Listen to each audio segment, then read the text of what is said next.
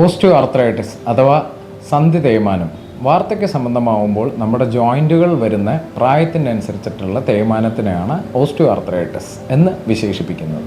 അത് സ്റ്റേജ് 1 തൊട്ട് 5 വരെയുണ്ട്. ഈ 1 നിന്ന് 5 എത്താൻ ശരാശരി 10 വർഷം എടുക്കും. ഇപ്പോൾ നിങ്ങൾക്ക് സാധാരണ ഒരാൾക്ക് അറിയാം ഇതിനെക്കുറിച്ചിട്ടുള്ള കാര്യങ്ങൾ. പക്ഷേ ഈ വീഡിയോയിൽ എന്താണ് ഓർത്തോബയോളജിക്സ് അഥവാ സർജറി കൂടാതെ നമ്മൾക്ക് സന്ധി തേയ്മാനത്തിന് ചികിത്സയുണ്ടോ ഇല്ലയോ എന്നുള്ള ഒരു ഷോർട്ട് ടോപ്പിക്കാണ്.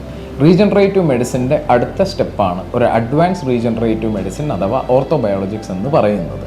നമ്മളുടെ തന്നെ ശരീരത്തിലെ പല ഘടകങ്ങൾ ബ്ലഡ് എടുത്തിട്ട് മാത്രമല്ല, ബ്ലഡിലത്തെ പ്ലേറ്റ്ലെറ്റ്സ് മാത്രമല്ല, നമ്മൾക്ക് അതിൽ എത്ര ഗ്രോത്ത് ഫാക്ടേഴ്സ് ഉണ്ട്, എത്ര അഡ്വാൻസ്ഡ് ആയിട്ട് നമ്മൾക്ക് അതിനെ സെൻട്രിഫ്യൂജ് ചെയ്ത് നമുക്ക് വ്യത്യാസപ്പെടുത്താം, നമ്മൾക്ക് എത്ര സെൽസിനെ സെപ്പറേറ്റ് ചെയ്യാൻ പറ്റി, എന്താണ് നമ്മുടെ പ്ലേറ്റ്ലെറ്റിൻ്റെ ഈൽഡ്, ഏത് ടെമ്പറേച്ചറിലാണ് ഇത് ചെയ്യേണ്ടത്, ഇത് എത്രമാത്രം എഫക്റ്റീവാണ് എന്നെല്ലാം നിശ്ചയിക്കുന്നതാണ് ഓർത്തോബയോളജിക്സ് അഥവാ അഡ്വാൻസ് റീജനറേറ്റീവ് മെഡിസിൻ.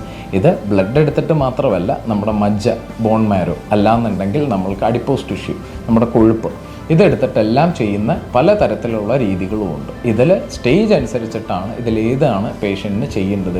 അവരുടെ റിസൾട്ട് നിശ്ചയിക്കുന്നത് തന്നെ നമ്മൾക്കിതിനുള്ള ഈൽഡ് അഥവാ അതിൻ്റെ റിസൾട്ട് അനുസരിച്ചിട്ടാണ്. കാരണം എന്താണ്, നമ്മളിത് ഒരു തരത്തിലുള്ള മരുന്നുകളോ അനാവശ്യമായിട്ടുള്ള ഒരു എക്സ്റ്റേണൽ ഫോഴ്സ് ഒന്നും ചേർക്കാതെ നമ്മുടെ തന്നെ ശരീരത്തിലെ ഘടകങ്ങൾ, ഇതാണ് അഡ്വാൻസ് റീജനറേറ്റീവ് മെഡിസിൻ എന്ന് പറയുന്നത്. ഇതിൻ്റെ success purely depends upon experience and എന്ത് ടൈപ്പ് ഓഫ് മെത്തേഡ്സ് ആണ് നമ്മൾ യൂസ് ചെയ്യുന്നതെന്നുള്ളത്.